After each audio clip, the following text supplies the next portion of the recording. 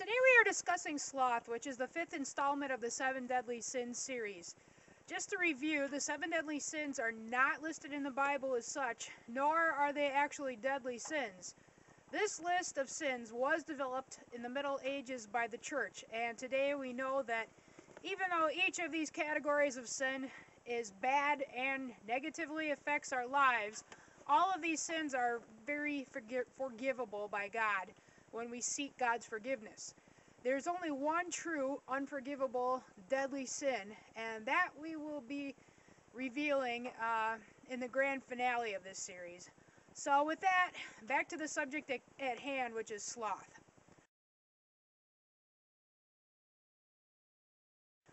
It seems to me that sloth has really become a large-scale problem in the United States in the past 20 years. From here on out, we'll call sloth by its modern name, which is laziness.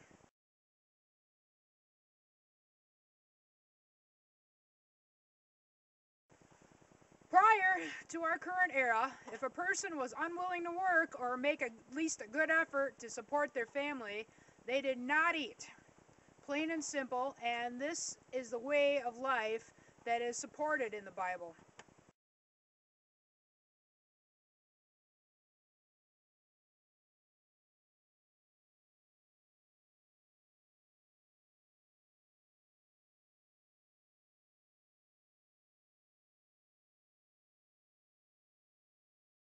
The Bible is full of verses on love and mercy and grace and charity.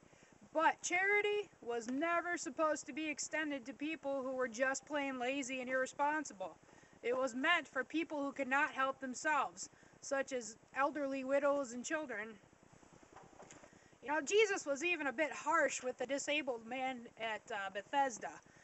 The gentleman kind of laid next to this magical healing pool of water for many, many years and never could quite get himself into the pool to get healed.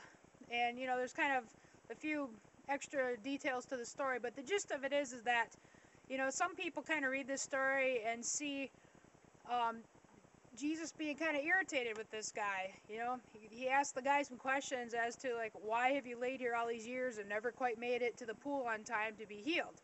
You know, it is difficult to know what Jesus was really thinking regarding this man, but, you know, after the man was healed, Jesus didn't tell him to, just take it easy, you know, relax, get yourself together after laying around for all these years. No, you know, he told the guy to pick up his things, pick up his mat, and walk on out of here. And, you know, our society has enabled millions of people to live without working or contributing. It is, you know, fairly easy to collect government checks and charity nowadays for minor disabilities or low incomes.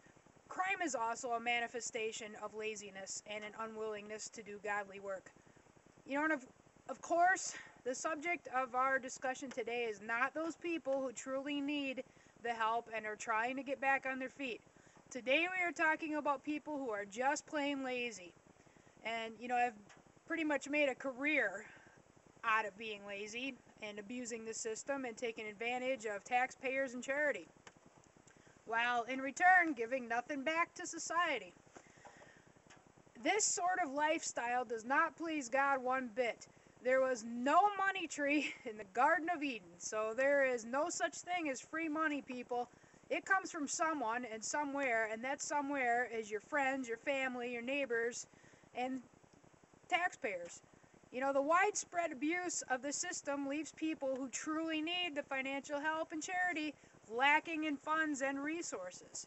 You know, God wants us all to enjoy this life He has given us, but not at the unnecessary expense of others. We are to work for things in this life, which in turn God then usually multiplies our blessings.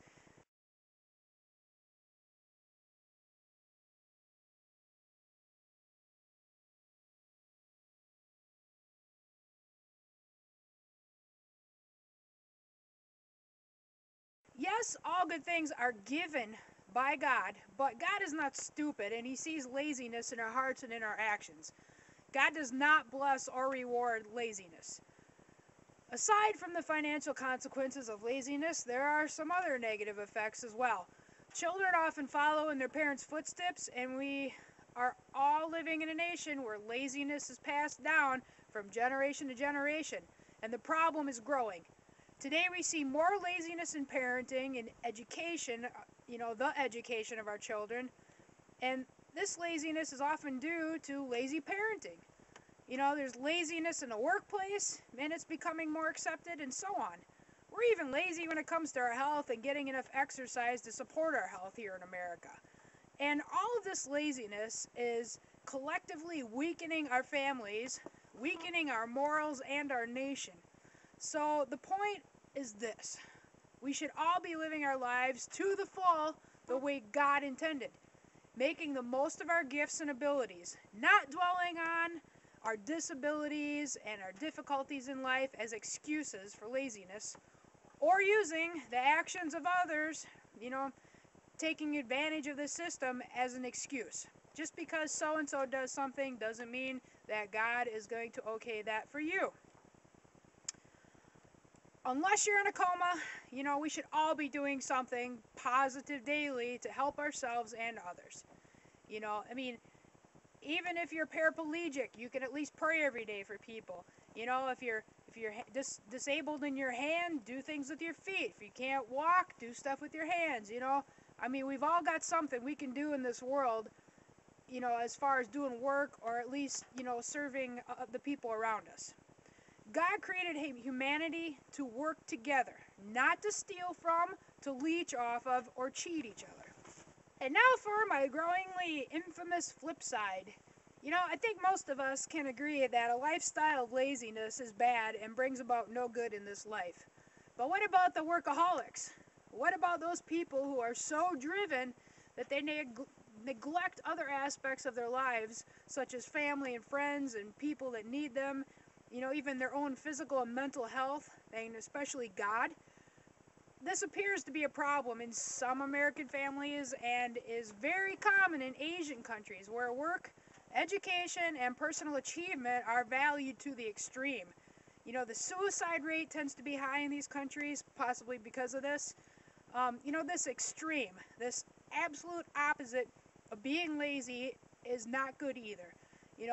God intended for us to enjoy our lives. We're not to be lazy, but we're not to work so much that we neglect other important things in life, such as our children or our marriages, our friends, family, and our relationship with God.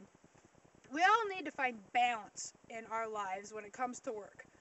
Balance, people. This seems to be one of the reasons God established the Sabbath, a day of rest, to guard against humans being overworked, and as well as the purpose of being a day to relax and spend time with God too, of course.